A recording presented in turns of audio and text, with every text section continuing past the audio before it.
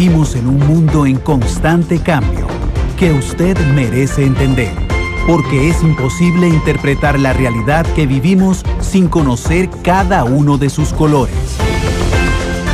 Porque muchos son los tonos de la actualidad. Presentamos Matices.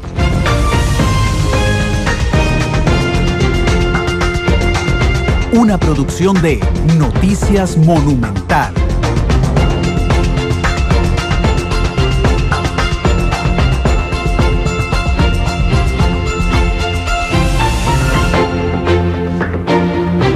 Son las 2 de la tarde con 9 minutos. ¿Qué tal? Muy buenas tardes. Bienvenidos a Matices, este nuevo programa de producción de Noticias Monumental que busca hacer análisis serio y profundo de los temas de actualidad nacional e internacional. No hay otro tema más importante en las últimas 24 horas, sin duda, que el informe, por primera vez en la historia, un presidente desde la fundación de la Segunda República hace un informe de esta naturaleza, a los 100 días ante el soberano, con dedicado 35 minutos a críticas y a denuncias muy fuertes, 25 minutos dedicados a, por lo menos lo que él llama cómo va a ser el cambio, porque ha recibido críticas sobre todo esos últimos minutos de discurso. Hoy a las 11 tuvimos un debate con diputados y ahora vamos a entrar con nuestros analistas. Pero primero vamos a ir a escuchar el boceto que hizo nuestra productora Esther Martínez sobre qué fue lo que dijo el presidente, para después volver les presento a nuestros analistas. Gracias a las personas que ya nos están reportando sintonía. Stuart Marín dice: gracias a Dios, hoy sí puedo escuchar todo Matices, esperando aprender mucho como siempre. Y Adolfo, que dice: listo para escuchar Matices. Me imagino que igual que siempre van a tener grandes analistas del discurso del presidente. Así es, son las 2:11, nos puede escuchar en vivo en 93.5 FM en cualquier parte del país, en cualquier parte del mundo en www.monumental.co.cr. En Canal 2, la imagen de la radio, nos pueden observar en diferido a partir de las 8:30 de esta noche, y nos pueden comunicar en tiempo real sus ideas en nuestras redes sociales, en Twitter @monumentalcr y en Facebook Noticias Monumental. Vamos al boceto, regresamos con nuestros analistas.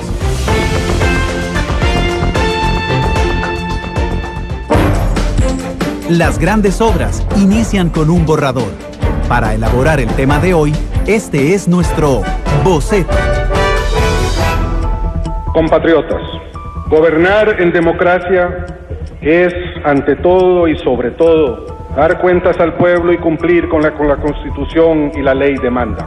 Luego del fallido intento del presidente Luis Guillermo Solís de presentar el informe de los 100 días ante la Asamblea Legislativa, este jueves el mandatario se dirigió hacia todos los costarricenses en un discurso en el que mostró la situación de algunas instituciones del Estado. Hemos encontrado, por ejemplo, que en el Instituto Costarricense de Puertos del Pacífico, INCOP, se destinaban 2.4 millones de colones mensuales a pagar el mantenimiento de una casa de lujo en la playa para uso discrecional de su presidente ejecutivo. En esa misma institución también se pagan 60 millones de colones anuales en alquiler de un edificio en el que solo trabajan 4 personas.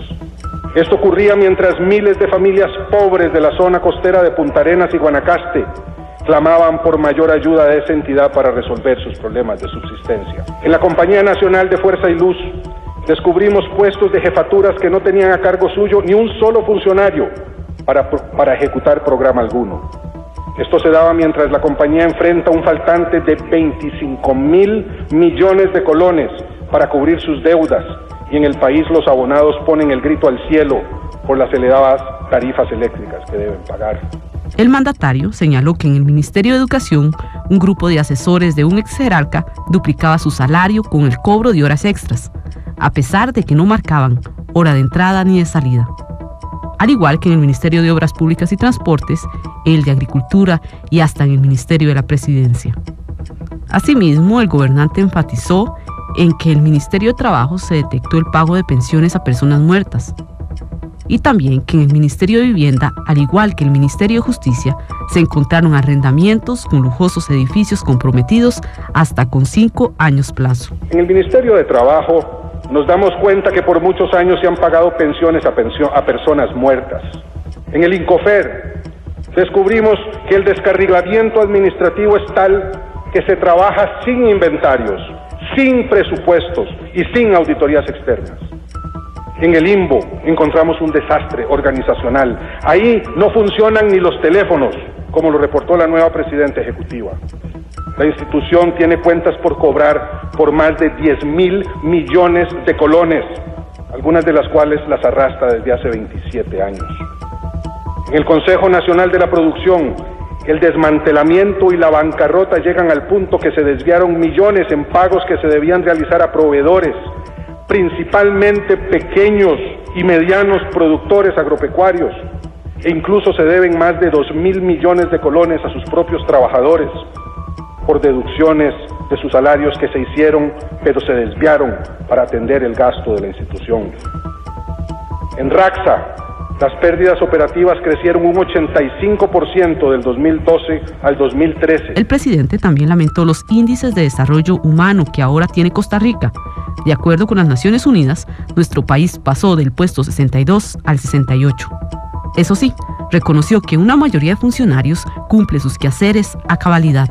Según Solís, se emitió una directriz para congelar el 85% de las plazas vacantes del Estado, lo que se traduce en un ahorro de 22.000 millones de colones por año. Además, anunció la creación de al menos 217.000 nuevos puestos de trabajo durante los próximos 4 años. De estos, 22.900 se generarán en el 2015, con especial énfasis en las mujeres, jóvenes y personas con discapacidad. En este sentido, anunció que Proempresa será una vía para el fortalecimiento de las pequeñas y medianas empresas del país. En obra pública aseguró que se ejecutarán 19 proyectos, como aeropuertos, carreteras, agua y saneamiento, y aduanas con más de 2.100 millones de recursos que no se han utilizado.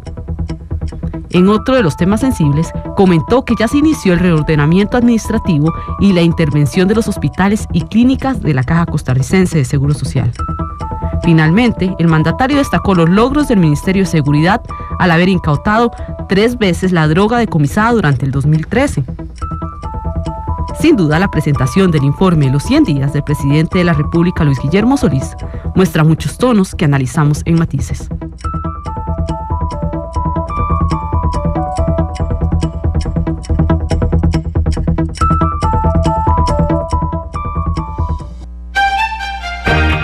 Diferentes colores, diferentes visiones, blancos y negros. Sí. 2:17 de la tarde, ya está nuestro boceto, ya está con nosotros don Constantino Urcullo, nuestro analista principal, politólogo. Temas de lo que ocurre en la política nacional e internacional. Don Constantino, ¿qué tal? Buenas tardes. ¿Cómo está? Mucho gusto saludarlo. Igual, ¿cómo está el café hoy? Rico, es decir, Chelita hace un cafezazo aquí en Monumento. ¿Verdad que sí? Sí, a mí no me pone ni crema ni azúcar alrededor, ella sabe ya cómo traerlo. Sí, sí. Buenísimo. A mí sí me puso cremita y anda muy elegante Chelita. Sí, sí, hoy anda muy elegante. Graciela Rodríguez. Sí. Doña Graciela. Doña Graciela, sí, doña Graciela. Don Constantino, gracias por venir. ¿Qué le dejó el informe del presidente? Es un informe. Yo no sé cómo llamarlo, pero a mí lo que me deja es una sensación, lo decía esta mañana en Repretel, de luces y sombras. Es decir, luces porque hay algunas cosas positivas, bastantes, que enumera el presidente que ha hecho, que está tratando de hacer, pero también hay una serie de elementos que no son tan claros en ese mensaje. A mí me parece que fue muy buena el recuento en cuanto a cierto tipo de medidas administrativas que se han tomado para recaudar mejor los impuestos. Me parece que también el jalarle un poquito el aire a las universidades en cuanto al uso de los dineros públicos fue un elemento positivo. Y así hay una lista importante. Las mismas denuncias constituyen un elemento positivo en la medida en que vengan sustentadas con documentación adecuada y que sean presentadas ante la Fiscalía General. Usted hacía la interpretación esta mañana de que debería ya la Fiscalía de oficio a conocer. Creo que sí, pero también si el Poder Ejecutivo ha recopilado información sobre algunas de esas cosas, debería remitirle de inmediato esa información a la Fiscalía General. Sí me parece que políticamente hay un error en esto. Es un ataque muy fuerte a todas las administraciones pasadas. Sí. Y es una lectura, yo diría, un poco pesimista de la historia reciente de Costa Rica, donde todo se ve como que, inclusive él lo define así, que el país está en un estado de postración. Es decir, yo creo que hay claros y oscuros en este terreno. El país tiene problemas, hay problemas de corrupción, pero yo creo que no se puede leer la historia de Costa Rica si no se admite que también en las últimas décadas ha habido desarrollos positivos, como es la diversificación de las actividades productivas. Si no hubiéramos hecho eso, hoy día estaríamos exportando café y bananos, nada más, Randall. Bueno, la creación de Avancemos es una de las cosas que propios y ajenos admiten como uno de los logros. La seguridad en los últimos 8 años. Claro, doña Laura dejó eso bien, y la prueba es que don Luis Guillermo decidió dejarse a don Celso, Sí. que es uno de los artífices de esa mejora en la seguridad pública. Entonces, yo creo que hacer esa lectura tan, digamos, pesimista, lo que además genera una reacción contraria de sus adversarios. Si don Luis Guillermo está pensando en llamarlos al diálogo, a la conversación, debería haber sido un poco menos confrontativo y más dialogante con esos sectores. Yo diría que usted lo va a ver el lunes. Liberación Nacional va a entrar encendido a la Asamblea Legislativa en la tarde. Sí. Si es que yo no he seguido el movimiento comunicacional durante las últimas horas, porque estuve en Repretel en la mañana, pero si no han reaccionado ya de manera intensa los liberacionistas en Juan Marín, don Sí. Constantino, estaba aquí a las 11 en el debate de diputados. Sí. Y fue fuerte. Eso sí dijo, yo voy a, lo señaló así entrecomillado, que el primero en dar un paso al frente para ayudar al gobierno, siempre y cuando, y fue la frase que usó, el presidente se deje ayudar, va a ser Liberación Nacional, dijo Juan Marín hoy aquí, exministro de la administración Chinchilla. Claro, pero entonces, si usted quiere dialogar con esa gente, quiere conversar, establecer mesas de diálogo... No les dice sinvergüenzas. Sinvergüenzas, alcahuetería, se robaron unos carros. Es decir, un lenguaje, empleó la palabra saqueo, don Randall. Entonces, es un lenguaje de batalla. Entonces, si uno va a la batalla, pues va a la batalla y tendrá municiones y elementos para declarar una guerra. Pero si uno lo que quiere es establecer un diálogo nacional, me parece que el lenguaje al menos debería haber sido otro. Bueno, de hecho, le iba a pedir que nos quedáramos al inicio en la forma, pero no en la forma vacía, sino en la forma que tiene elementos simbólicos. Se hace ante el soberano, lo decía yo, para mí tiene una importancia básica, creo que lo comentamos un día de estos. Bueno, no fue ante el soberano, fue ante una audiencia seleccionada. Pero lo hace frente a la gente, digamos, lo hace directamente a la gente, no a ningún poder de la República, lo hace a la gente. Con un escenario muy bien cuidado, hay 4 matitas, el pabellón nacional, el presidente anda la banda presidencial, la banda que le gusta presidencial, ponérsela mucho. Sí, mucho. El anda, eso sí, bajo el saco. Llama él convoca a sus ministros a que den explicaciones. Creo que no le quedan tan bien como él esperaba. Entonces, a lo último, él sigue dando las explicaciones. Se abre el telón. Ayer al inicio de la actividad esta, nosotros pusimos, se abre el telón en el Melico Salazar. Entonces alguien nos puso, periodistas payasos que se inventan metáforas, y no era una metáfora. Digamos, de hecho, yo le expliqué a la seguidora en Twitter, no es una metáfora, efectivamente se abrió el telón y estaban todos sentados, los ministros y el presidente en el centro teatral. Abajo.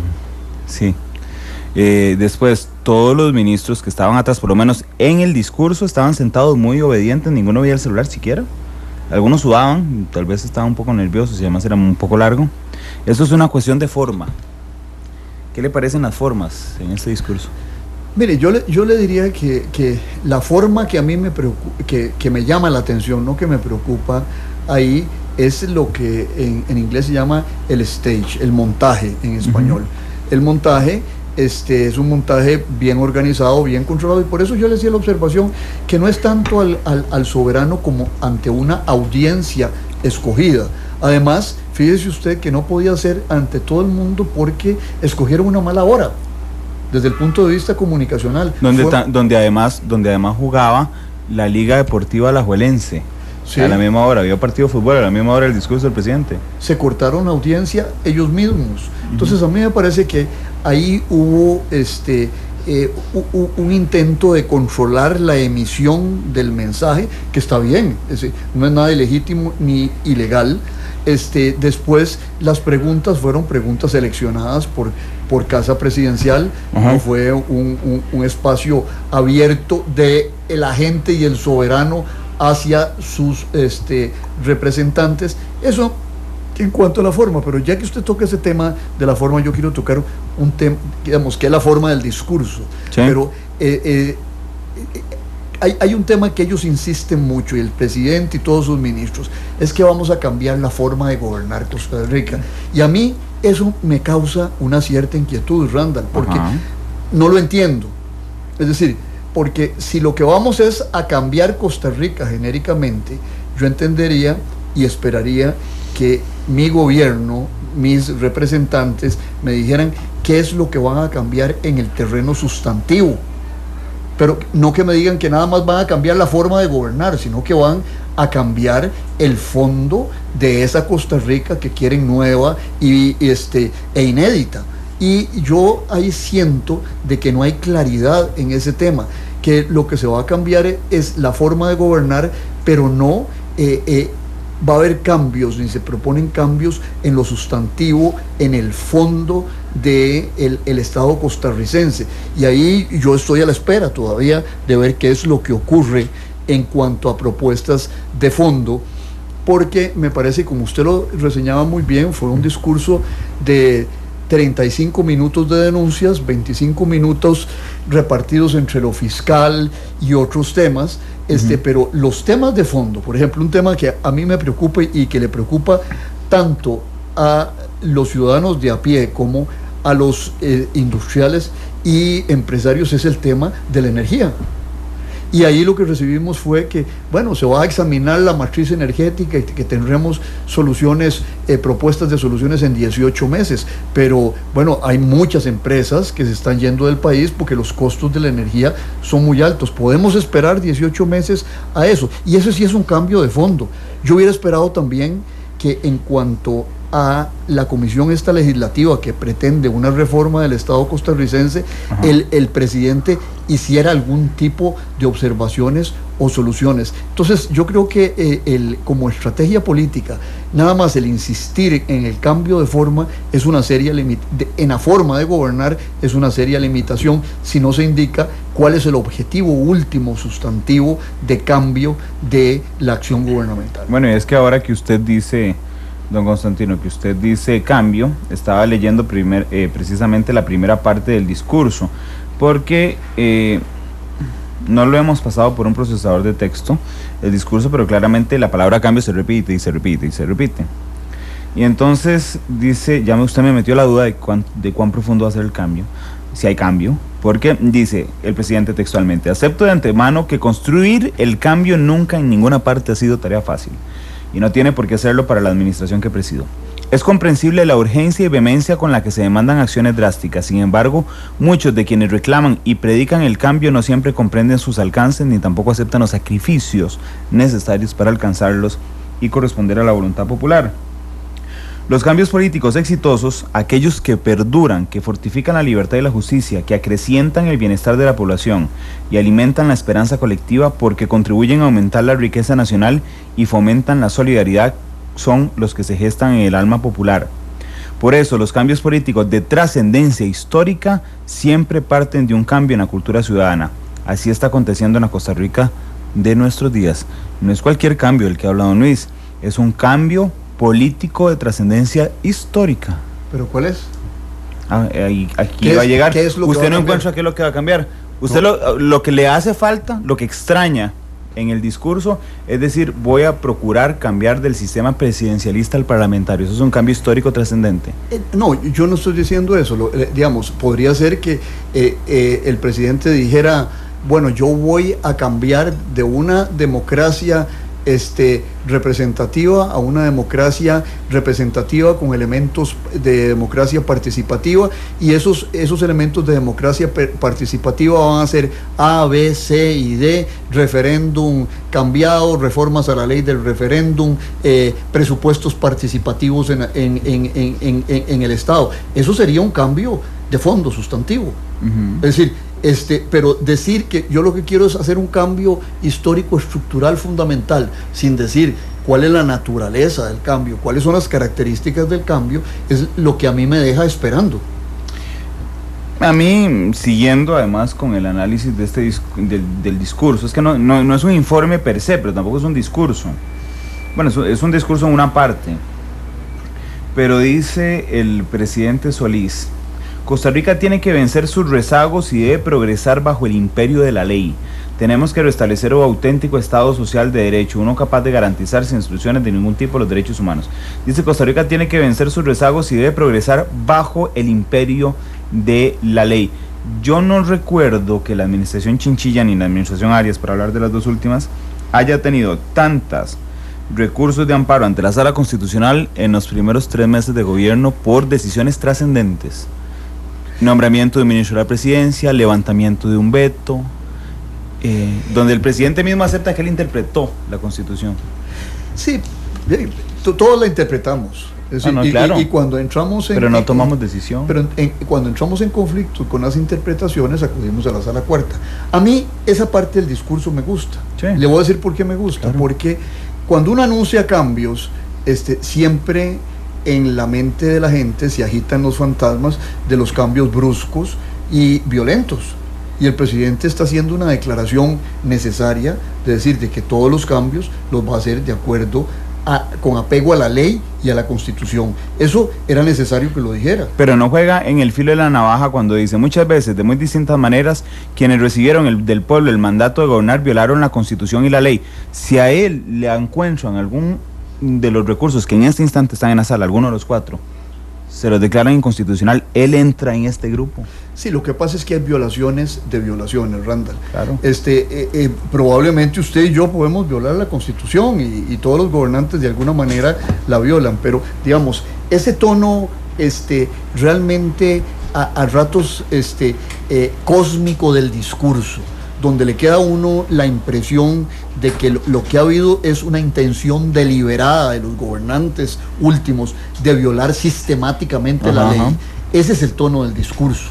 Es decir, y entonces el problema está en que también el discurso tiene un problema fundamental, y es que hace lo que se llama en propaganda una amalgama.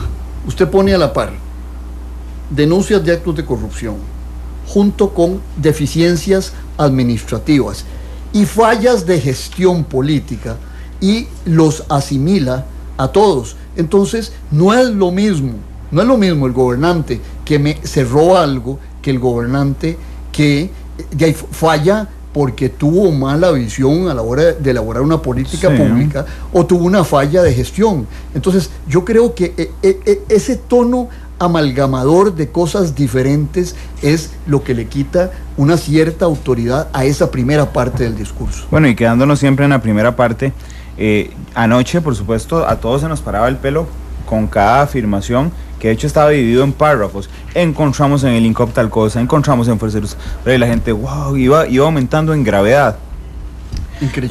Increciendo, exactamente. Pero hoy, cuando uno se sienta, digamos, más pausadamente, yo dije en la mañana que la posición editorial del noticiero que yo dirijo era precisamente en que no veíamos necesario que el presidente dijera nombres ayer, porque hablaba sobre irregularidades institucionales, los responsables los determinarán las autoridades judiciales.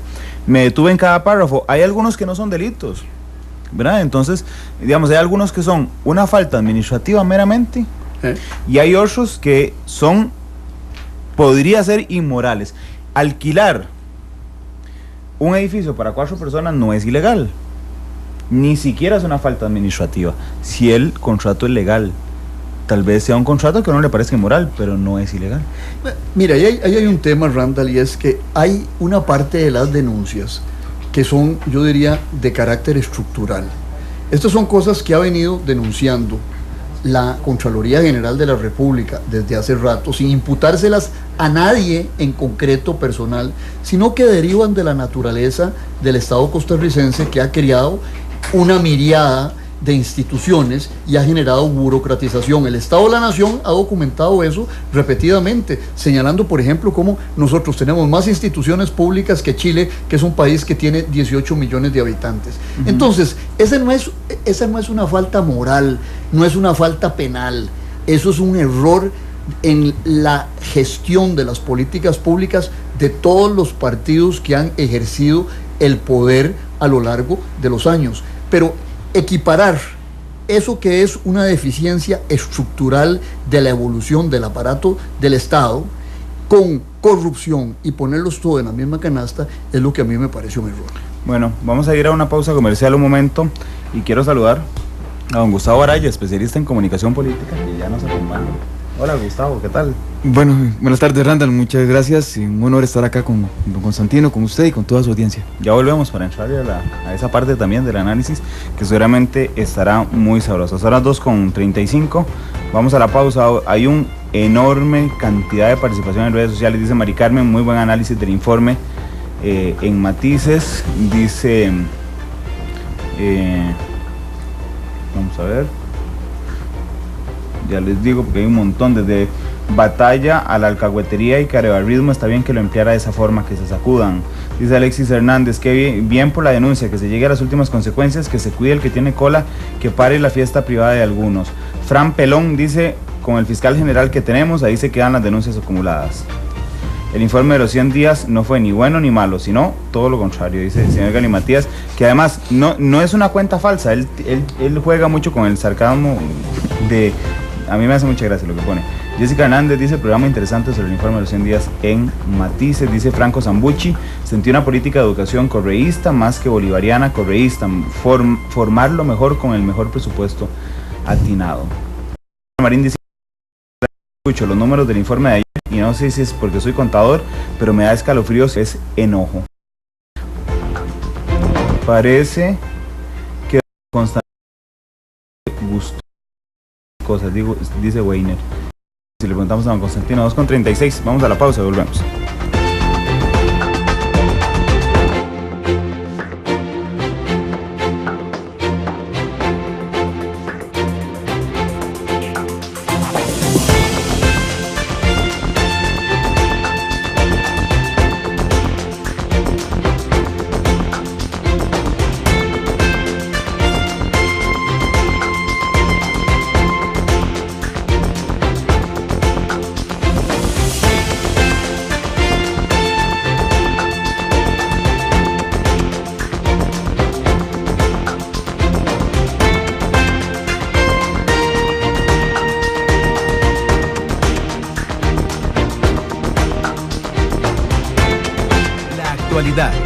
Sus tonos, sus contrastes. Esto es Matices.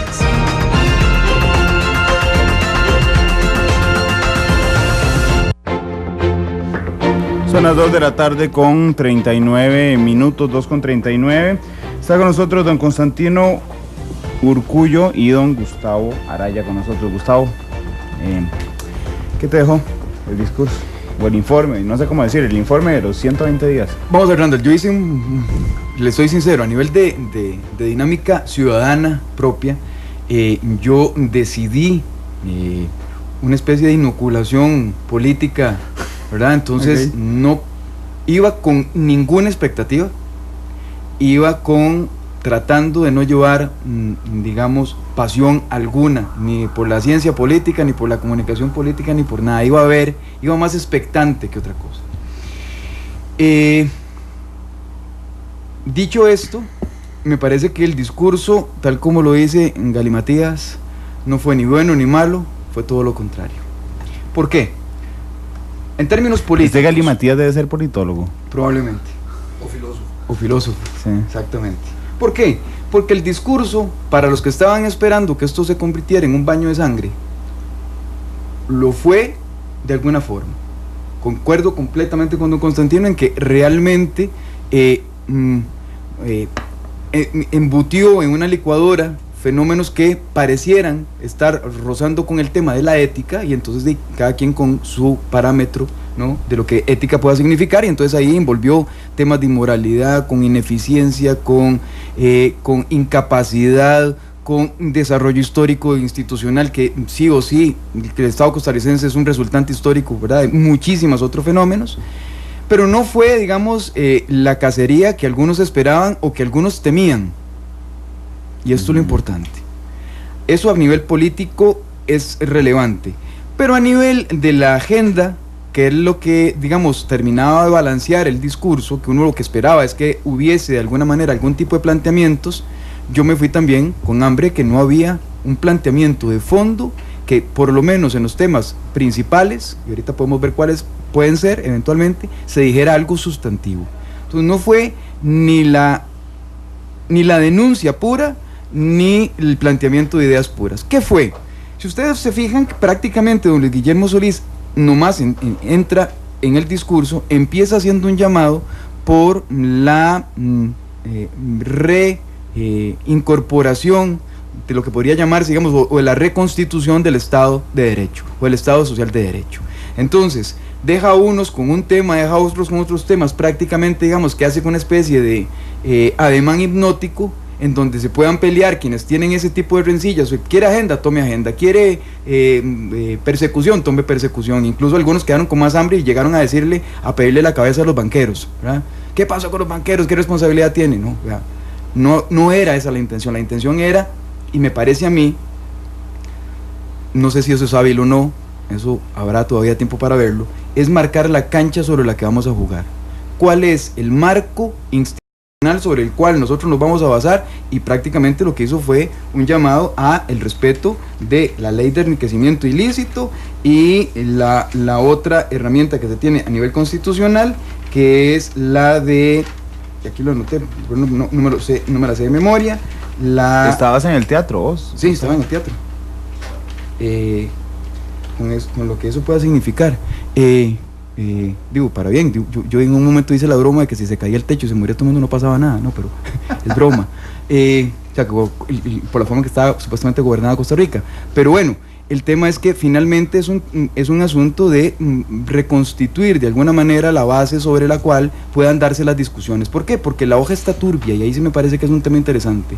Don Luis Guillermo Solís lo que trató en algún momento, me parece, fue de decir, la hoja sobre la que vamos a llegar a los acuerdos nacionales está turbia, señores, está manchada. Las herramientas con las que tengo que meterme al charral no han sido utilizadas, están oxidadas o no se usan. Y hizo incluso el llamado uno por uno a que ese instrumental institucional que debería estar funcionando no está funcionando, y ahí sí metió a unos y a otros, para bien o para mal, las auditorías, la procuraduría, la fiscalía, los departamentos legales, los jerarcas, los mandos medios, los gremios, la administración de justicia, la clase política, o sea, metió a todos en la danza. Entonces, cuando se trata de responsabilizar al gobierno, lo que dijo fue, bueno, señores, la responsabilidad también puede estar en otros sectores.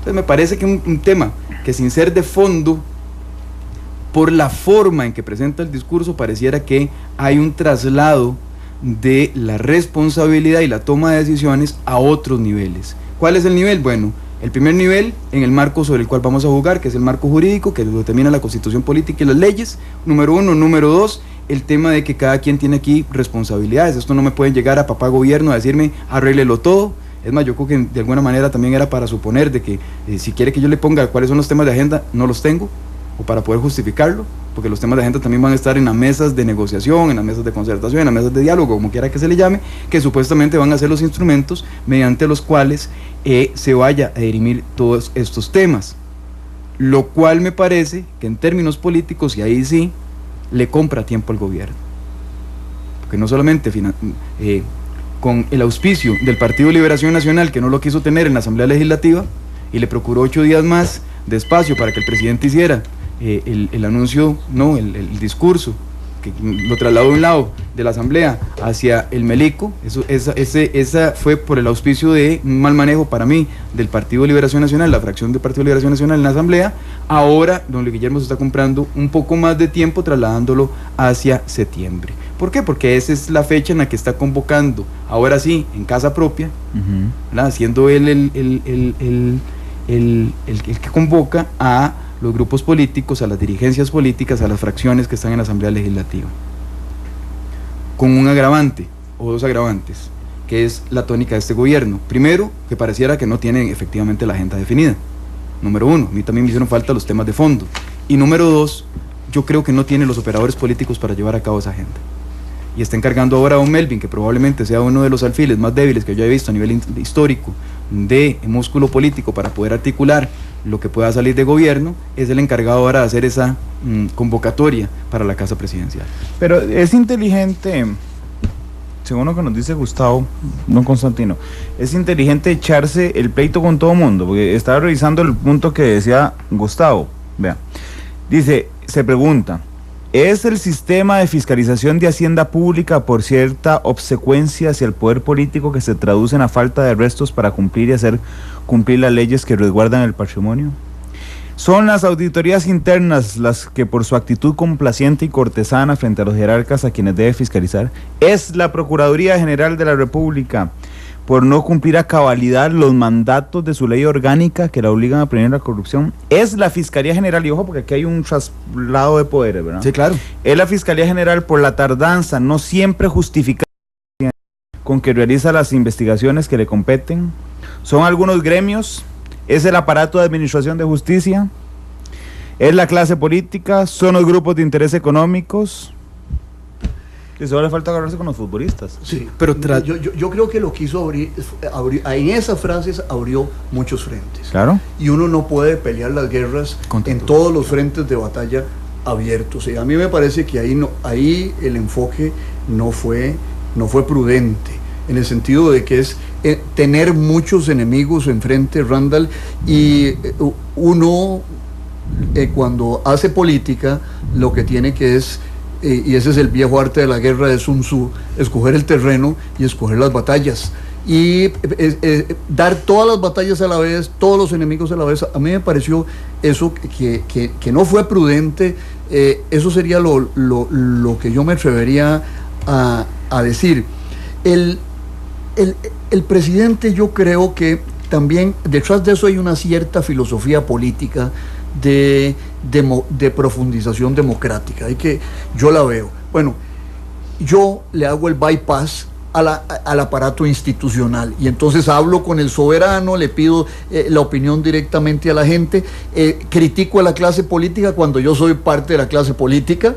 Es decir, el discurso es en contra de las cúpulas gobernantes. ¿Y de quién gobierna este país? El PAC. Es decir, hoy lo decía Vladimir de la Cruz conmigo, sí, en entrevista en Repretel en la mañana. Bueno, pero es que al presidente se le olvidó que la cúpula gobernante son él y su partido, y que no puede tomar distancias de esa manera, porque no es creíble de que el gobernante, que es la cúpula, pretenda atacar a otras cúpulas. Y bueno, si él lo que sostiene es, dentro de una cierta filosofía política, de que el poder realmente no lo ejercen los que están en la política o en el aparato formal, sino que está en otro lado esa clase dominante, entonces debiera haberla señalado. Es decir, para saber al menos en teoría política organizacional básica de quiénes son los amigos y quiénes son los enemigos del pueblo y el alma popular en nombre de la cual él habla en la parte inicial de su discurso, ¿no? Dicen que cuando yo cito el discurso leo como Luis Guillermo.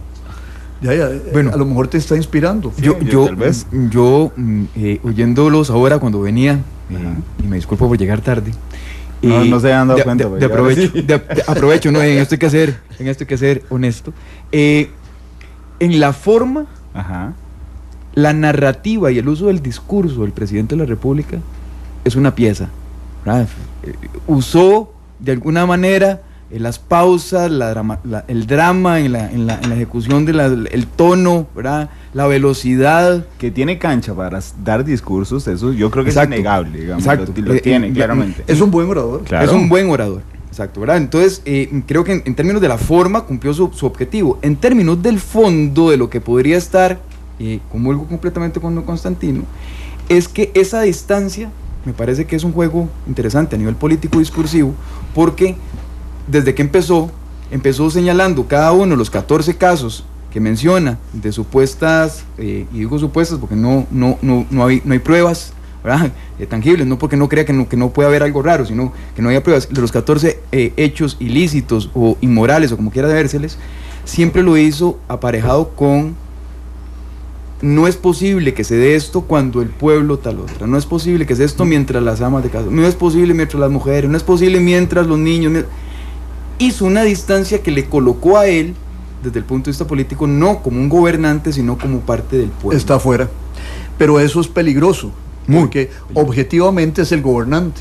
Y si usted crea, Randall, un sentido de que se está hundiendo el barco, es decir, y profundiza eso, y usted es el gobernante, al tirar las piedras para arriba, le pueden caer encima, o se puede disparar en los pies.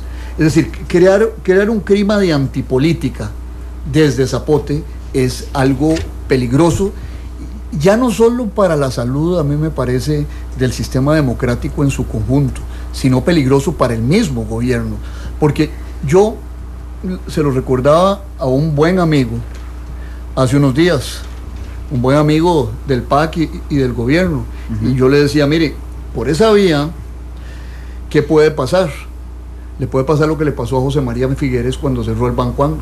José María Figueres cierra el Banco Anglo, hace una serie de denuncias, 3 meses después hacen una encuesta que preguntaba: ¿quién es el responsable del cierre del Banco Anglo y del desmadre del Banco Anglo? José María Figueres. Es decir, si usted crea ese clima, es un clima que se puede revertir. Usted no tiene la certeza de que eso vaya a afectar a sus adversarios nada más. Con un agravante, que esa distancia, que es ficticia, evidentemente, porque él es el gobernante, y lo dijo textualmente, dice que hay que crear un clima de confianza para la atracción de inversiones. Cuidado, porque es parte de, y esto que se haga la denuncia no necesariamente transparenta, necesariamente quiere decir que se eliminó lo que pueda estar sucediendo en el aparato institucional costarricense. Entonces más bien puede constituirse en un boomerang y decir: ¿qué? Si está sucediendo esto y este gobierno lo está diciendo, ¿qué es lo que no se sabrá? Entonces mejor no invirtamos en Costa Rica. O sea, es muy peligroso jugar con esas distancias porque no necesariamente están claras. Y hablando de eso, a mí me gusta mucho, que voy a decirlo con todo respeto, pero no es una invención de este gobierno, el concepto de la casa de cristal. Un día eso estaba leyendo una sentencia, sí, y estaba leyendo una sentencia de la Sala Constitucional de 2007-2008, el de los bonos chinos. En la administración Arias Sánchez, digamos, la sentencia se basa en el concepto de la casa de cristal. A mí lo que me preocupa es que el techo sea de cristal, no la casa. A mí los dos, Randall, claro. Lo voy a decir, porque si usted lleva la transparencia al extremo, caen a desnudez, y la desnudez es obscena. Y se le pueden pegar cosas que no necesariamente corresponden al gobierno, sino a nivel institucional. Uno que se robe o le haga una mala cara, ya está, se le pegaron todas las pulgas. Pero vea, por eso digo que a mí no me gusta la idea del techo de cristal, porque cuando usted lleva un mes con que un abogado cobró tanta plata por la campaña, que contrataron una cimarrona millonaria, que Iván Barrantes lo vendió como una Coca-Cola, y que estaba en casa presidencial utilizando recursos públicos, supuestamente. Sí, de que estaba usando recursos públicos, de que sacó a 3 familias de la pobreza, la de Iván, la del abogado y la de la cimarrona. Ese no lo había oído. No, yo lo vi en Twitter. Cuando usted se sienta y critica esas cosas, esas se le vienen en la cara de una vez. Por supuesto. Claro. La de la campaña, la de Iván. Entonces, cualquier error, por mínimo que sea, incluyendo, Constantino, un conlugar de la Sala Constitucional de alguno de los recursos pendientes sobre el veto, sobre Don Melvin, sobre el corte de pensiones, y lo ponen en el mismo grupo de todo lo que criticó. Claro, Randall, usted y yo podemos pecar, y Gustavo. Pero no me levanto en el teatro. Pero la madre Teresa no podía pecar, porque es decir, ya todos nos conocen a nosotros como pecadores, no inveterados, pero sí débiles. A usted. A usted también. Sí. Gustavo se salva.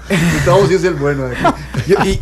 Y algo, digamos, que es muy, muy delicado, Randall, que es lo que está señalando, y es que la Madre Teresa puede pecar de cualquier cosa menos contra su prójimo, no puede maltratar a alguien, ¿verdad? El Papa puede fumar, puede tirarse un trago, como diría vulgarmente, pero el Papa no puede hacer algo contra la iglesia, que se supone que es la que está bajo su custodia. Un empleado bancario, digamos, no es que puede, digamos, pegarle a la esposa, pues, está mal, pero digamos, está peor que se robe la plata, ¿me explico? O sea, hay pecados que son de la fuente fundamental de la cual se nutre la credibilidad de la cual uno participa. Entonces, cuando usted el dice gobierno que se viola la Constitución, no pueden declararle un amparo en contra. Claro, porque en el momento en que le pase, se convierte ya no la casa, sino el techo, y le cae, se quebró todo. Exactamente. Hay una parte, ayer después del discurso del presidente, cuando iba para la casa, me topé un amigo muy liberacionista, lo contaba hoy en el debate del mediodía, que me dijo: vos vas a creer, este presidente nos dice sinvergüenzas y después nos invita a la casa a negociar, que era lo que decía don Constantino. Están resentidos claramente, y porque Jimena Zúcar nos dice anoche: no nos dimos por aludidos. ¿Cómo no se dieron por aludidos? Solo le faltó poner el nombre de Liberación Nacional en el informe de labores. La administración de los últimos 8 años, los últimos 4 gobiernos. Yo creo que don Rodolfo Pisa, que estaba ahí en el teatro, se haya sentido muy bien tampoco con eso, porque él gobernó en las administraciones pasadas. Sí, bueno. Abrió un frente muy difícil, ¿verdad? Porque fue un ataque frontal, ¿verdad? Alguien decía ahí en Facebook que a mí no me gustaron las denuncias. A mí me gustan las denuncias. Lo que pasa es que yo siento que en nuestro país nos hemos acostumbrado a denunciar sin pruebas, ¿verdad? Y yo creo que el reto que enfrenta ahora la Casa Presidencial es sustanciar todas esas denuncias y llevarlas al Ministerio Público. Pero tiene que sustanciarlas. Pues tiene que, si yo digo que se perdieron 117 vehículos en Casa Presidencial, tengo que ir al Ministerio Público con la lista de los vehículos que se perdieron. Sí, por lo menos. Por lo menos, mínimo, ¿verdad? Es decir, vos no puedes decir, se perdieron 117 vehículos y que el pobre don Jorge Chavarría tenga que ir a averiguar cuáles son los 117 vehículos que se perdieron. Si identificaste esos vehículos, dale los números de las placas al Ministerio Público y que el Ministerio Público investigue en RETEVE, etcétera. ¿Ah? Y si se pagaron los seguros de cada uno de esos vehículos, ¿no? Sí. Hay una cosa que, vamos a ver, porque evidentemente esto tiene sus pros y sus contras, y nuevamente, el discurso, Costa Rica está en una situación institucional, política, económica, en la que si el gobierno toma una decisión A, brincan los sectores anti-A, y si toma una decisión B, brincan los sectores anti-B, ¿verdad? Estamos en una situación muy compleja. Entonces me parece que sí el gobierno hizo ese traslado de responsabilidades. Lo que hizo fue o pretendió hacer fue de alguna manera empezar a tratar de invitar. No fue la forma idónea, puede ser, pero digamos, es decirle a la fiscalía: ¿qué pasa? Muévase, es decirle a las auditorías: esto no funciona si usted también no toma su parte. No crean que esto significa el tema de papá Estado, en donde el presidente es el Mesías que todo lo va a solucionar y todo lo va a arreglar. Y muy a la tica, como quien no quiere la cosa, además me parece que obligó a todos los sectores a escucharse ayer en el Melico. Y hizo una cosa muy buena con ocasión de la pregunta de la señora Eva Carazo, que ahí abordó el tema que usted está tocando. Gustavo, mire, llega y le dice: mire, Eva, es que usted tiene que entender una cosa con respecto al tema ambiental, pero eso se puede extender al tema de la energía, a todos los otros temas. Bueno, que aquí cada sector quiere una cosa y tiene una demanda, pero que la gente se tiene que hacer la idea, y cada uno de los sectores, de que sus demandas no van a progresar en el 100%, y que parte del proceso democrático es que uno cede en el camino. Y que tiene que entender, como se lo dijo excelentemente, de manera excelente, don Luis Guillermo Eva Carazo: mire, usted tiene que entender que el agua no es solo para consumo humano. Es decir, el agua también sirve para producir, para regar, para los hoteles, y entonces cada sector, hoteleros, comunidades, ambientalistas y conservacionistas, tienen que llegar al convencimiento de que tienen que aflojar. En energía, exactamente el mismo tema con los ambientalistas. Geotermia. Para mí la geotermia en los parques nacionales la tiene que explotar el ICE, no se le puede dar al sector privado en parques nacionales. El ICE ha hecho una oferta interesantísima, y es de que lo que yo utilice de área de parque, yo lo regenero en las cercanías. Bueno, ¿por qué nos vamos a oponer cuando ya la geotermia posible fuera de los parques nacionales ya no se puede hacer. Entonces, bueno, el ambientalista tiene que entender como entendió en Finlandia. En Finlandia cortan los bosques, pero cultivan bosques. ¿Ah? Sí. Entonces, el tema está ahí en que este es un país donde lo que existe es una situación de multiplicidad de actores con capacidad de veto. Pero lo que hay que hacerlo es transitar a un país en que los actores declinen sus vetos y busquen acuerdos y consensos, pero esto hay que hacerlo en un espíritu de una relativa concordia. Sí.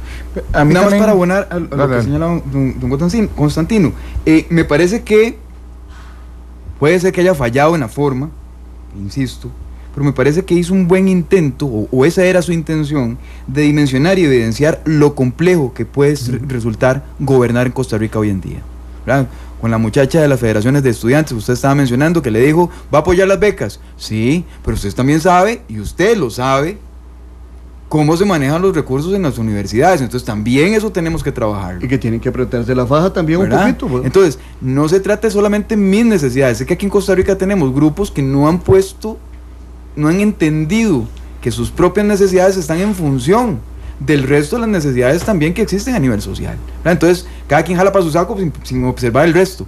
Sí, y nosotros los del Frente de los Calvos no podemos pretender que de pronto el Estado empiece a subvencionarlos las pelucas que hemos soñado toda la vida, ¿no? Así es. Yo todavía no, parece. Y nada más para terminar, y entonces, en esa función que me parece que es muy interesante desde el punto de vista de la perspectiva política como paradigma, es que Luis Guillermo ayer hizo un intento, o se podría ver como un intento, de que la política es también, no solamente es el arte de lo posible, ¿verdad? O sea, la política no es el arte de lo deseable, le dijo a los grupos, es el arte de lo posible, y entre lo posible y lo deseable tenemos que llevar este país.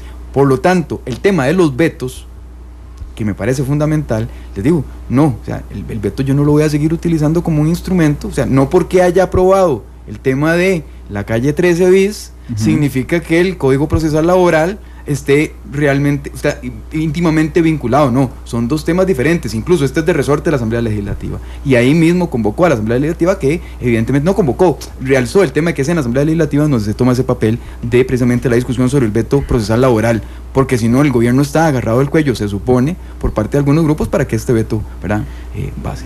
Dice don Johnny Vargas, que era exdirector de periodismo de La Latina, dice, el término casa de cristal es del padre de las relaciones públicas Ibili, de principios del siglo pasado. Ahí está el origen. De ahí probablemente lo tomó don Iván Barrantes. Y doña Julieta Rodríguez dice que van a escucharlos con el análisis del informe de los 100 días. Muchos saludos a los tres, gracias Julieta. Yo he notado una evolución del presidente que me alegra como ciudadano. Una evolución de, si me pierdo, búsquenme, ¿verdad? Que a mí me gustó, digamos, la frase era bonita. ¿Es linda? Pero, no, es muy linda, pero digamos, a nivel político, yo a veces lo sentía muy complaciente. Es decir, si yo no hago lo que quieran, vengan, búsquenme. Después estaba un poco a la defensiva y dijo, no es lo mismo verla venir que bailar con ella. Que uno le podía replicar, es que nadie vino a usted la fue a sacar a bailar. Claro. Pero la última parte de ayer ya dijo, déjenme gobernar. Ya fue la responsabilidad de que lo busquen para todas las partes. Tengo mis propias ideas, digamos, esperemos que arranquen, les dice así, a las cúpulas de poder, Gustavo. Sí, me parece que, vamos a ver, nuevamente volviendo al tema del paradigma de lo posible versus lo deseable. Todo el mundo tenía expectativas ayer de lo que debería decir, de lo que quería escuchar. Claro, pero búsquenme si me pierdo lo deseable. Claro. Déjenme gobernar en lo posible. Ahora, Vladimir de la Cruz hacía una afirmación muy inteligente esta mañana sobre este tema. Déjenme gobernar. Pero ¿quién es el que no lo está dejando gobernar? Las cúpulas de poder. A mí lo que no me queda claro es cuáles son las cúpulas de poder. Pero ¿quiénes son las cúpulas de poder? Es decir, yo, la cúpula de poder que he visto, que ha hecho la oposición más radical al régimen y a este gobierno hasta el día de hoy, no ha sido Liberación Nacional. ¿Es Otón Solís? Es la propia gente de su partido, la que usted ve la prensa y dice, paquistas le exigen que se desprenda de asesores, le piden que eche a fulano de tal, lo critican. Liberación Nacional más bien lo que ha tenido es una actitud, yo diría, bastante pasiva frente a este gobierno. El gobierno, desde el principio, a nivel electoral, nunca un partido de oposición a Liberación Nacional lo había tenido tan fácil por un Liberación Nacional tan débil. Incluso en la propia Asamblea Legislativa. O tal vez esperando, como cuando uno se pelea que puede espera ser, el primer golpe. pero digamos, los objetivos inmediatos, lo que ha pasado hasta el día de hoy es que Liberación no ha peleado. ¿Quién ha criticado al gobierno? Gente de su propio partido. Entonces, si esa frase debería, yo se la respondería, déjeme gobernar. Yo, si estuviera metido en el cotarro político, yo le diría, señor presidente, vaya, dígale a la gente de su partido que lo deje gobernar. Porque yo no veo otra oposición hasta el momento. Pero, ¿quiénes son las cúpulas de poder? Yo me puse a pensar, la prensa hemos sido uno de los grandes criticados en estos 3 meses porque hemos sido suavecitos con don Luis Guillermo, y los medios que en algún momento no fuimos, que decían es la luna de miel entre el presidente y los medios de comunicación, los medios que hemos sido duros y que hemos cuestionado más bien nos veían como anticambio, ¿verdad? Yo, y lo voy a decir transparentemente, estaba esperando el titular de La Nación de hoy, del informe de ayer. Anoche lo revisé a las 12:02 para ver cuál era el titular de la Nación. Y me subieron temprano anoche. Sí, es que yo lo revisé hasta las 12:02. No, porque claro. A las 12:07. Sí. Seremos fiebres, somos del mismo equipo. La nota de Álvaro Murillo. Ajá. Y Álvaro titula, bueno, no sé si Álvaro titula, pero supongo que Álvaro titula. En su informe de los 100 días, Luis Guillermo Solís pinta un cuadro tétrico sobre la corrupción estatal, porque de un círculo de poder serán los medios, o los empresarios, o los sindicatos. Ahora, yo difiero de Álvaro en eso. A mí me parece que al presidente a lo mejor se le fue la mano en esa caracterización, pero yo no pienso que a pesar de eso haya pintado un cuadro tétrico ni dramático. Es un cuadro de críticas políticas duras, ciertamente, pero eso es parte del conflicto político normal. Ahora, yo no imagino a quién. Mire, cuando uno ha pasado por el leninismo de joven y leyó un libro de Vladimir Ilich Ulyanov Lenin, que se llama ¿Qué hacer? Y entonces el principal objetivo de un gran revolucionario exitoso es decir quiénes son y quiénes no son los amigos del pueblo. El que hace política, lo primero que tiene que hacer es identificar quiénes son sus amigos y quiénes son sus enemigos. Pero ese discurso, digamos, si yo fuera apoyador del gobierno, yo iría hoy a la casa presidencial y le diría, mire, don Luis, dígame, ¿quiénes son estos chavalos que lo están fregando? Para yo caerles, pero no quedó claro eso. Yo caerles. Para yo caerles, Dice Olman Rímola, si Luis Guillermo Solís no concreta todas esas denuncias en la fiscalía, su informe de 100 días tendrá un efecto boomerang. Dice Johnny Leiva, una casa de cristal, que es el diputado, una casa de cristal dividida no prospera. Dice Adolfo Quemada, y bueno, ahí casi me voy con una mala palabra al aire. Dice, qué mal, me perdí media hora del programa y me gustan los análisis de don Constantino y Gustavo Araya, que Constantino va a tener que hacerse Twitter porque lo están citando y no nada que lo citan. Yo secundo esa moción. A ver si el maestro yo no soy acepta. Sí. Vamos a conversar. Yo lo sigo más en Facebook, eso tiene razón.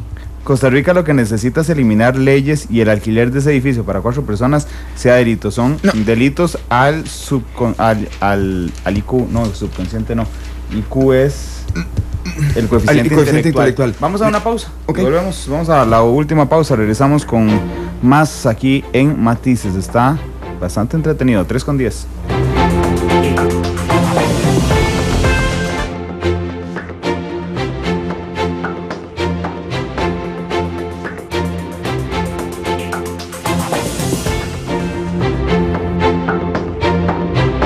Las 3:13 de la tarde, estamos muy entretenidos nosotros con el análisis. Dice Rigo GB, yo soy el primero en ofrecerme a ayudarle a don Constantino con el Twitter. Ahí está. Muchas gracias. Tiene ofrecimientos. Pero ni así. Gracias, pero ni así. Una tarde de esta lo ponemos en la cuenta ahí, a ver, y para que se antoje. Hablando de ofrecimientos, me llamó poderosamente la atención que en algunos sectores, especialmente Cadexco, la Cámara de Turismo y no recuerdo otro, me falla la memoria, hubo ofrecimiento explícito a ayudarle al gobierno de la República. No, Cadexco fue así. ¿UCAEP? UCAEP no recuerdo. Bueno, ayer no, pero por ejemplo, los sectores empresariales han entendido que tienen que ayudar al gobierno. Fíjese usted, la oferta que le hicieron de los $500 millones, la asociación bancaria. Sí. Yo no sé en qué ha parado eso. Hoy sacamos la nota. Y el presidente de UCAEP agrega que están dispuestos a colaborar con el gobierno para mejorar en materia de competitividad. Sí. Hay un tema que UCAEP me pareció discursivo, que vamos a revelarlo, porque evidentemente aquí se trata un poquito, ¿verdad? La UCAEP dice que son el 85% de la mano de obra nacional. No es cierto. UCAEP concentra las empresas grandes, que no son puede ser el 85% de los ingresos que vienen para la empresa privada, pero no el 85% de las empresas privadas. Las empresas privadas en Costa Rica, el 90% son micro y pequeñas empresas. Va a haber que pedirle a doña Shirley Saborío que nos dé esos datos, a ver. Usted que es amigo de ella, don Randa. Pero ya cambiaron. Pero me pareció interesante eso, que acudieron a una suerte de llamado haciéndole precisamente explícito al gobierno. O sea, no fue un golpe de mesa solamente, no fue solamente la pregunta, fue estamos dispuestos a colaborar. Eso me parece, digamos, como deferencia, por lo menos discursiva, en ese acto me pareció interesante. El presidente les hizo una diferencia que pasó desapercibida con Estrategia Nacional de Empleo, porque esa estrategia la elaboró el ministro de Trabajo. Con un grupo de tecnócratas solos.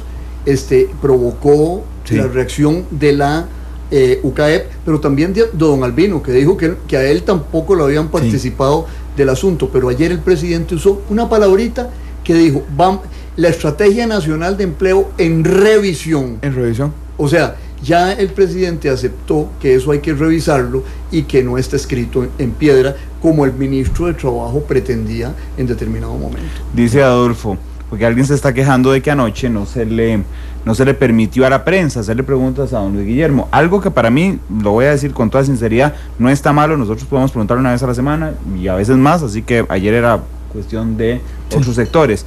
Entonces dice Adolfo, pero ¿para qué prensa? Si después hacen análisis tan buenos como los que hoy están haciendo en Matices. Así es que gracias, Adolfo. Gracias. Dice Marco Vinicio, nuestro Poder Judicial va a tener que multiplicarse más para tratar de investigar y castigar la gran corrupción denunciada ayer. Dice, ya les digo. Dice Abel Chinchilla, Estados Unidos no tiene amigos sino intereses, afirmó John Foster Dulles. Igual en la política hay alianzas temporales. Dice Olman Rímola que en el informe del 1 de mayo del 2015 el presidente Solís deberá mostrar sentencias sobre las denuncias que hizo anoche. No necesariamente, yo siento, don Olman, y a mí, gracias don Olman, porque siempre pasa atento a todas las publicaciones que hacemos y nos escucha bastante y tiene siempre sus apreciaciones son muy argumentadas, pero ¿sabe por qué yo no lo creo? Porque creo que él desplazó el foco de responsabilidad, no de investigar él, sino las autoridades judiciales. Entonces, el que va a tener que presentar sentencias es la fiscalía. Desplazó la responsabilidad, y insisto, en la parte de investigación, desplazó la responsabilidad en la parte política y de diálogo, desplazó el tiempo de ahora a septiembre. ¿Verdad? Se compró un tiempo interesante, y eso me parece, los tres elementos abonan a una idea que creo que es interesante de discutir, que es que resemantizó, para decirlo de alguna manera, los 100 días. Me recuerda a mi amigo Rosay Rosales. A mí bueno, le dio otro sentido. A mí me recuerda, para hablar de nuestro amigo a mi profesor doctor de semiótica de la Universidad de a mí me recuerda a mi maestro Mario Celedón Cabronero. A mí también, a mí fue a Mario. Don Mario es mi profesor de semiótica. Pero tiene razón en eso usted, Gustavo. A mí me parece que eso era algo que tenía que hacer, porque él, como mi querido amigo Randall Rivera lo popularizó en el mundo político. El presidente se había puesto para que le dieran. Claro. Mire, cuando un gobierno sale con una iniciativa de esa, sobre todo en un momento tan delicado, después de haber estado bajo el fuego, trata de que ese juicio que se va a hacer sobre el gobierno sea lo más breve posible para poder controlarlo. Pero el presidente empezó a anunciar los 100 días hace 4 semanas, creó altas expectativas sobre eso, y entonces yo creo que han sido 3 semanas de crítica a los 100 días, cuando si lo hubiera hecho la prensa nada más, se hubiera limitado a 1 semana y estaría jugando de nuevo. Ahí tenía que hacer eso como un mutis por el foro, como dicen por ahí, y pretender otra vez asumir el control del flujo de las ideas y de los procesos políticos. Sí, porque nuevamente, ¿verdad? Y creo que le hizo un favor pequeño, pero es un favor finalmente a la cultura política costarricense, porque ni somos los Estados Unidos, ni estamos en los años 30 para pensar en los 100 días, ni los 100 días son, en realidad, pongámonos serios, ¿verdad? No se puede hacer nada en 100 días. No, sí, en gobierno, ¿verdad? Es poco serio. Entonces, el próximo mandatario o mandataria, ¿verdad?, va a tener ese chance de que ya no es un tema de que, qué es lo que hizo en 100 días, sino qué va a informar en 100 días, a qué le va a poner acento en 100 días, que es distinto, ¿verdad? Que todavía falta en este gobierno, insisto. Si uno no, las propuestas y el músculo político, si uno no tiene la cabeza y el brazo para hacerlo, estamos mal. Entonces al gobierno le falta la agenda, porque no es la que él quiera imponer, es la que él quiera negociar, que es la que estamos esperando. No se debe malentender, pero me siguen faltando los operadores políticos, insisto, y eso es otra discusión si quieren, pero no están dentro del gobierno y no están, y ahí sí me atrevería a decir, probablemente no están en la clase política, los operadores necesarios para ejecutar esas negociaciones de alto nivel para poder llevarlas a cabo. Entonces no están. Están en otros lados. ¿Dónde los va a sacar? En empresas privadas, sectores sociales y demás. Sí, pero no tienen experiencia de operador político. Los que están tampoco. Ese es el problema. Claro, ese es el problema. Y los que sirven no están. Pero yo creo que en el PAC, Gustavo, en el PAC hay gente que tiene experiencia como operador político. Yo le voy a decir un nombre que a mí es un personaje que yo respeto muchísimo, que se llama Sergio Alfaro Salas.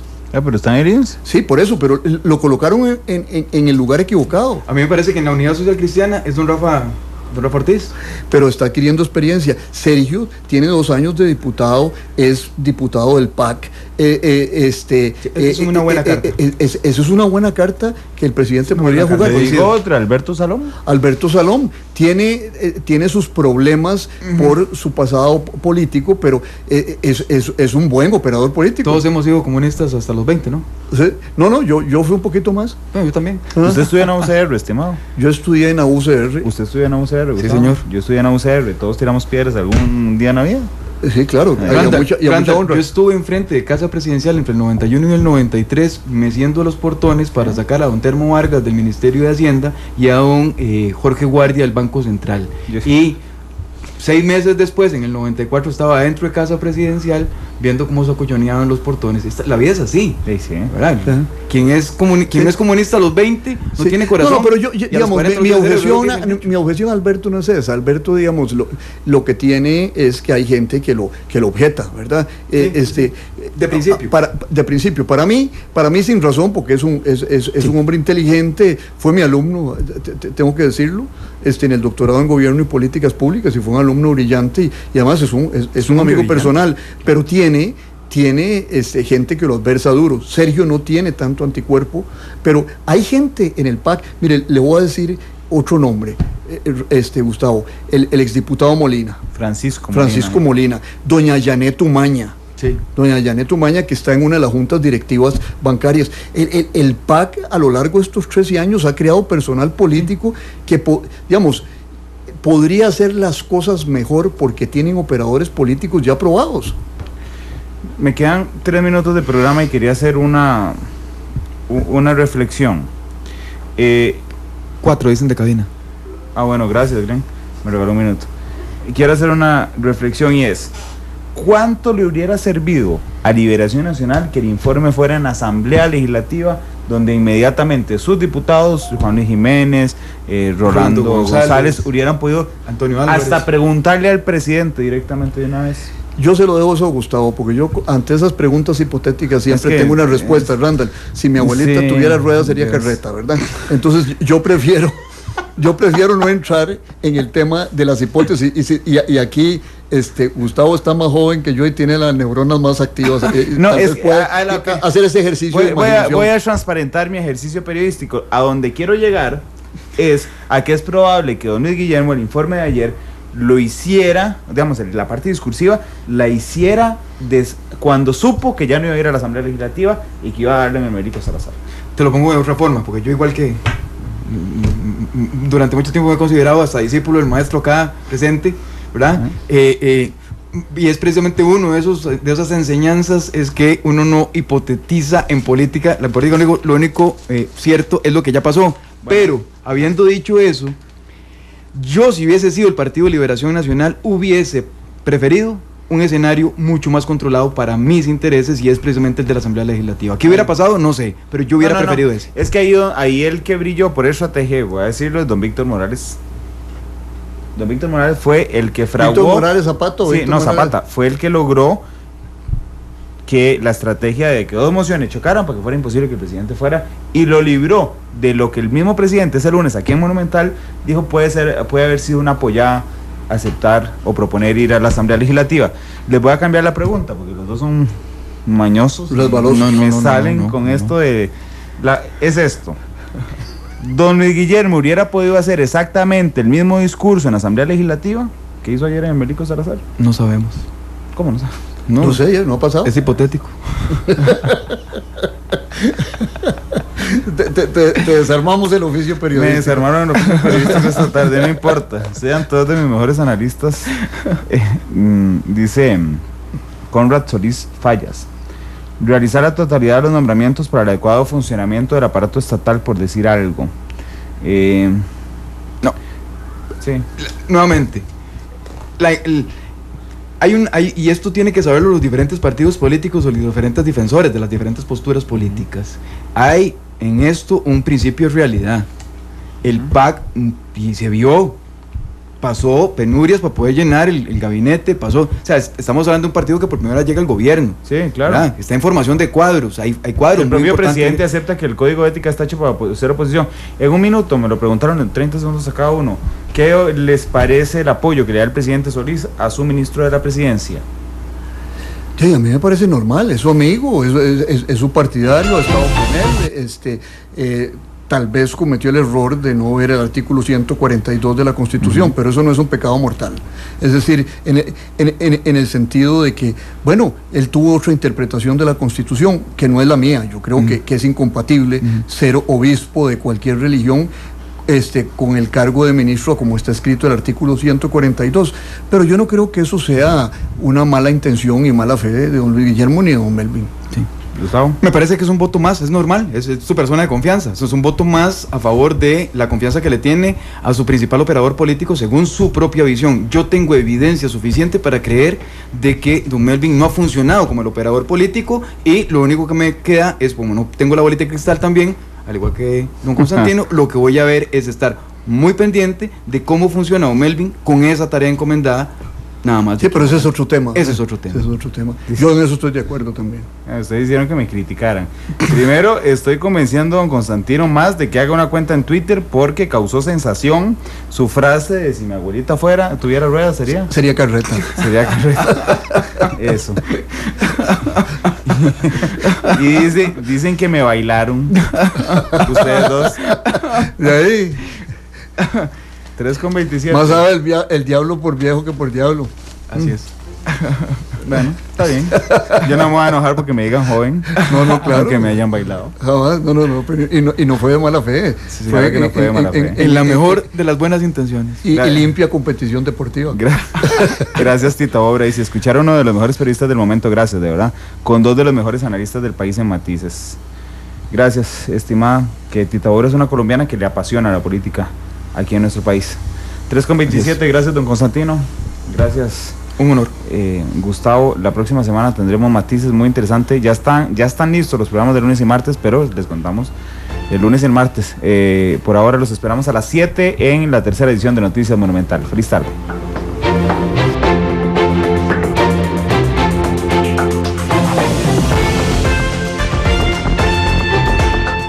Dices, los tonos de la actualidad.